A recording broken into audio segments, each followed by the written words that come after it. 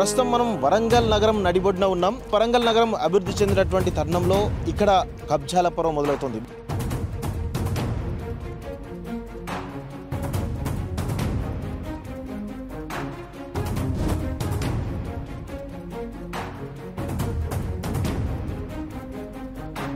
ఇద్దరికి మమ్మల్ని బెదిరించారు, నన్ను నా కొడుకుని బెదిరించారు, చంపుదామని చూశారు, నా భూమిని లాక్కుందామని అనుకుంటున్నారు.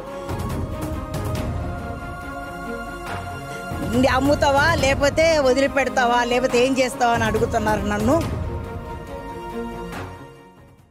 నమస్తే, వెల్కమ్ టు కాలేజ్ టీవీ. ప్రస్తుతం మనం వరంగల్ నగరం నడిబొడ్డున ఉన్నాం. ప్రస్తుతం వరంగల్ నగరం అభివృద్ధి చెందినటువంటి తరుణంలో ఇక్కడ కబ్జాల పర్వం మొదలవుతుంది. ముఖ్యంగా కాంగ్రెస్ ప్రభుత్వం ఏర్పడి దాదాపు సంవత్సర కాలం దగ్గరికి వస్తూ ఉంది. ఈ సంవత్సర కాలంలో కూడా వరంగల్ నగరంలో ఎక్కడ చూసినా కానీ కబ్జా రాయుళ్లకు సంబంధించినటువంటి వాళ్ళ అరాచకం అక్రమాలు పెరిగిపోతున్నటువంటి ఘటనలు అయితే కనబడుతున్నాయి. ఇక్కడ స్థానిక ప్రజాప్రతినిధుల యొక్క అండ చూసుకొని కావచ్చు, లేకపోతే మిగతా మా కాంగ్రెస్ ప్రభుత్వం అనేటువంటి కోణంలో ఇక్కడ పెద్ద ఎత్తున కబ్జాదారులు అయితే పెట్టరేగిపోతున్నటువంటి విషయం మన దృష్టికి చాలాసార్లు రావడం జరిగింది. ప్రస్తుతం మనం వరంగల్ నగరం నడిబొడ్డున అంటే వరంగల్ నగరానికి ఆనుకొని ఉన్నటువంటి రెడ్డిపురం గ్రామంలో ఉన్నాం. ఇక్కడ నిన్న అర్ధరాత్రి సమయంలో ఈ వాళ్ళ ఒక టేకులమ్మ అనేటువంటి ఎవరైతే ఈ భూస్వామి ఎవరైతే ఉన్నారో వాళ్ళకు సంబంధించినటువంటి పొలం ఏదైతే ఈ భూమి కనబడతా ఉందో ఈ భూమికి చుట్టూ హద్దులు ఉండేది. చుట్టూ మొత్తం కూడా సిమెంట్ బ్రిక్స్ తోటి కట్టుకొని మొత్తానికైతే హద్దులతోటి కంప్లీట్గా ఉండేది. ఇక్కడ చిన్న రూమ్ కూడా ఉండి మొత్తానికైతే వీళ్ళు ఇంటి నెంబర్ కూడా తీసుకోవడం జరిగింది. లీగల్గా మా వైపు ఉన్నది. ప్లస్ అంతకుముందు జరిగినటువంటి కొన్ని ఎక్కడైతే సమస్యలు ఉన్నాయో ప్రస్తుతం కోర్టు ద్వారా మేము తీసుకొచ్చేసుకొని ఇక్కడ పెద్ద ఎత్తున కోర్టు కమిషన్ అడ్వకేట్ ద్వారా ఈ యొక్క ఏదైతే సర్వే నెంబర్ 126 పరిధిలో కోర్టు ద్వారా ఆర్డర్ ద్వారానే ఈ యొక్క ల్యాండ్ తమదే అని చెప్పేసి నిరూపించుకొని ప్రస్తుతం వాళ్ళు ఇలాంటి ఘటనలు, ఎందుకంటే వరంగల్ నగరం పెరిగిపోతున్నది, అభివృద్ధి చెందుతుంది కాబట్టి ఈ పెరిగిపోతున్న క్రమంలో ఎప్పుడైనా ఎక్కడైనా కానీ ఖాళీ స్థలం కనబడితే కబ్జారాయిలు వాళ్ళు కబ్జా చేస్తారనేటువంటి ఉద్దేశంతో మొత్తానికి చుట్టూ గోడ కట్టుకొని ఫెన్సింగ్ వేసుకొని అక్కడ సీసీ కెమెరాలు పెట్టుకొని ఇక్కడ ఏది ఒక ఫ్లెక్సీ కూడా కట్టేసుకొని ఏదైతే ఇలాంటి ఒకవేళ కబ్జాదారులు కనుక కబ్జాకు ప్రయత్నిస్తే కనుక ఖచ్చితంగా చట్టపరమైనటువంటి ఏదైతే చర్యలు తీసుకుంటామని చెప్పేసి క్లియర్గా పెట్టినప్పటికీ కూడా నిన్న అర్ధరాత్రి సమయంలో ఇంత వర్షం కొడుతున్నటువంటి ఈ సమయంలో మొత్తానికైతే ఎవరి మరి ప్రజాప్రతినిధులన్నా లేకపోతే కాంగ్రెస్ ప్రభుత్వం అన్నా చూసుకొని మొత్తానికైతే ఈ యొక్క ఏదైతే చుట్టూ గోడలు కట్టిరో ఆ గోడలను కూల్చేసి ఈ చిన్న రూమ్లో ఉన్నటువంటి మీటర్ను ధ్వంసం చేసి పెద్ద ఎత్తున కబ్జాకు ప్రయత్నించినట్టుగా మనకైతే క్లియర్గా తెలుస్తుంది. సో దీనికి సంబంధించి మనతో పాటు మాట్లాడడానికి ఈ భూ యజమాని ఎవరైతే ఉన్నారో టేకులమ్మ గారు మనతో పాటు ఉన్నారు. వారిని అడిగి క్లియర్ డీటెయిల్స్ అంటే అసలు ఏం జరిగింది, గతంలో ఏమైనా గొడవలు ఉండేనా లేకపోతే ప్రస్తుతమే ఇలా జరిగింది అనేటువంటి కోణంలో వారిని అడిగేటువంటి ప్రయత్నించుదాం. అమ్మా నమస్తే. ఏం జరిగిందమ్మా ఒకసారి క్లియర్గా చెప్పండి పట్టుకుంటా.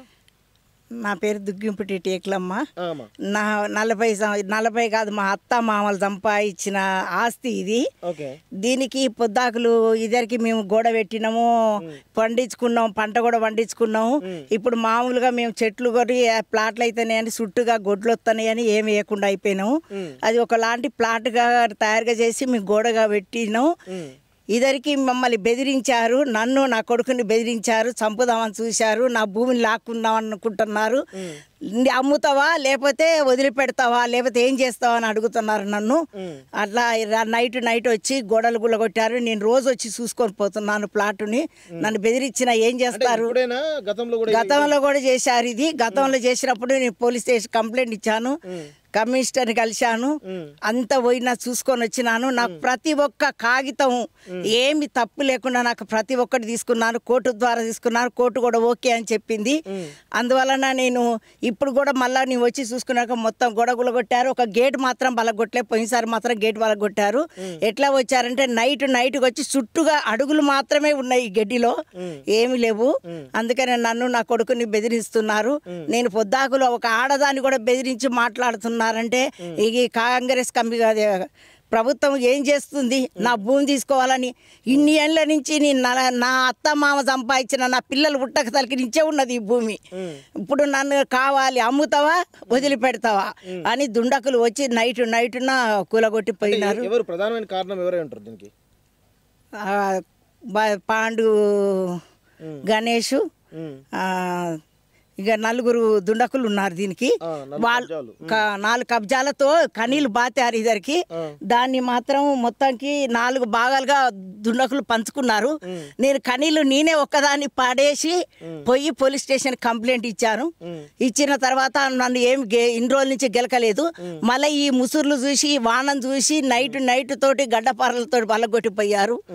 అది నేను ఎమ్మటే పోలీస్ స్టేషన్ కేసు నమోదు చేసినాను.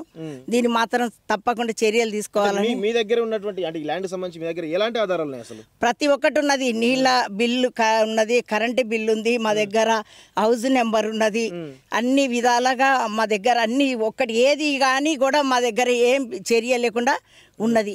తప్పకుండా నేను ఎక్కడికి చూపించమంటే అక్కడ చూపిస్తాను. నేను అందరికి చూపించాను, నాదే ఓకే అన్నారు. మళ్ళీ నన్ను గెలకడానికి ఇదంతా మొత్తం కాంపౌండ్ అంతా పలగొట్టారు. మరి నేను ఆడదాన్ని, నేను నా కొడుకు కూడా ఇక్కడ లేడు. అందుకనే నేను ఏం చేయాలనో అది చేస్తాను, మాట్లాడతాను. ప్రస్తుతం అంటే మీరు పోలీస్ కంప్లైంట్ ఇవ్వడం జరిగిందా? ఏమంటారు పోలీసులు? ఇద్దరికి ఇచ్చాను, 2 సార్లు ఇచ్చాను. చేశారు. నాకు ఒక కాగితం కూడా ఇచ్చారు వాళ్ళు, ఎమ్మటే ఇచ్చారు. అది తీసుకొని మళ్ళీ ఈరోజు పోయాను. ఈరోజు పోయిన తర్వాత వాళ్ళు ఏమన్నారు, ఏమైందమ్మా మళ్ళీ అన్నారు. సరేనట్టు చేసినాక నేను సీఏ వచ్చినాక మాట్లాడి చెప్తాను అని చెప్పారు. ఇప్పుడు మరి సాయంత్రం కల్లా ఏదో ఒకటి చెప్తారు కావచ్చు. కానీ నన్ను మాత్రం దుండకులు మాత్రం కక్షతోటే చేశారు. నా భూమిని కక్షతోటే సాధించారు. నేను ఎక్కడికి పొమ్మన్న పోతా రమ్మను, నా ఎమ్మటి వాళ్ళని రమ్మను, చూసుకుంటాను నేను కూడా. అది కూడా ఒక ఆడదాన్ని, వాళ్ళు మొగోళ్ళు, ఏ దుండకులో రమ్మను, నేను ధైర్యంగా మాట్లాడతా ఇప్పుడు. అంతే. నా కొడుకుని ఒక కక్షగా పెట్టుకొని, నన్ను కక్షగా పెట్టుకొని నా భూమిని లాక్కోవాలని చూసి, ఇప్పుడు భూమి కాదు, ఎప్పుడు తాతల నాడు భూమి ఇది. ఓకే. అంటే వాళ్ళకి ఎవరైనా రాజకీయ నాయకులు అండ ఉందా మీకు? రాజకీయ నాయకులు అండ ఉండబట్టే ఇది కక్షగా చేస్తాండ్రు. గతంలో బీఆర్ఎస్ ప్రభుత్వం ఇట్లా కాలేదు మీకు? రాలేదు, మాకు ఎప్పుడు కాలేదు. కాంగ్రెస్ ప్రభుత్వం వచ్చిన తర్వాతనే మమ్మల్ని గెలికారు. అంత ముందుకు మాకు 117 అంటే మీది ఇక్కడ కాదు, మాది 126 నెంబర్ అని చెప్పాము మేము. అన్న తర్వాత మీది ఎక్కడుందో చూసుకోమన్నాము. అప్పుడు మానే చూసుకున్నారు, పోయారు. ఎక్కడ చూసినా వాళ్ళకి దొరకలేదు. మేమే అమ్మినామని మా భూమి మీదకే వస్తున్నారు పొద్దాకులు. అది ఓకే. సో ఇక్కడ మనం చూస్తూ ఉన్నాం కదా క్లియర్గా. ఒకసారి మహేష్ ఒకసారి ఇట్రా, ఒకసారి క్లియర్ చూద్దాం. యా, మోటార్ కూడా కంప్లీట్గా వీళ్ళు బోర్ వేసుకుంటే బోర్ మోటార్ కూడా తీసుకుపోయిన సందర్భం మనం చూస్తా ఉన్నాం. ఇక్కడ ఒకసారి క్లియర్గా చూసినట్లయితే ఇగో ఇక్కడ ఈ ఎకరం చుట్టూ మొత్తం గోడ ఇట్లా ఈ ప్రహారీ గోడ ఉంటే ఈ గోడ మొత్తం కూడా అర్ధరాత్రి సమయంలో ఈ గోడ మొత్తం కూడా చుట్టూ మొత్తం కూడా అదే కూలగొట్టడం జరిగింది. ఎందుకంటే మొత్తం చెట్లు మొలిచి ఉండడంతో పూర్తి కనబడతలేదు. ఇక్కడ ఉన్నటువంటి చిన్న షెడ్ ఏదైతే ఉందో ఈ షెడ్ కూడా కూల్చడం జరిగింది. ఏదైతే రూమ్ ఉందో ఆ రూమ్ మొత్తం కూడా కూల్చడం జరిగింది. అందులో ఉన్నటువంటి మీటర్ కానీ లేకపోతే ఏవైతే స్విచ్ బోర్డ్స్ కానీ ఇవన్నీ కూడా మొత్తానికి ఇష్టం వచ్చినట్టు పారేసి ఎక్కడ అంటే ఏ విధంగా కబ్జా చేయాలనో మొత్తానికి అయితే కబ్జా చేయడానికి అయితే ప్రయత్నం చేసినట్టయితే చాలా క్లియర్గా తెలుస్తూ ఉంది మనకు. మీరు పక్కన విజువల్ చూసినట్లయితే గోడ ఏ విధంగా కూలగొడుతున్నారో మీరు ఒకసారి పక్కన విజువల్ చూస్తే మీకు క్లియర్గా అర్థమవుతుంది. సో మొత్తానికైతే వరంగల్ నగరం అభివృద్ధి చెందినట్టు క్రమంలో కబ్జా రాయిలు అయితే మొత్తానికైతే ఇక్కడ విలువైనటువంటి భూమి రేట్లు పెరుగుతుండడంతో చాలా పెద్ద ఎత్తున కబ్జాలకు పాల్పడుతూ తమ ఆధిపత్యాన్ని తమ యొక్క రాజకీయ నాయకుల అండతో కావచ్చు లేదంటే ఇతర నాయకుల అండతో కావచ్చు మొత్తానికైతే కబ్జాలు చేయడానికి తీవ్ర ప్రయత్నాలు చేస్తున్నట్టు చాలా స్పష్టంగా మనకైతే అర్థమవుతుంది.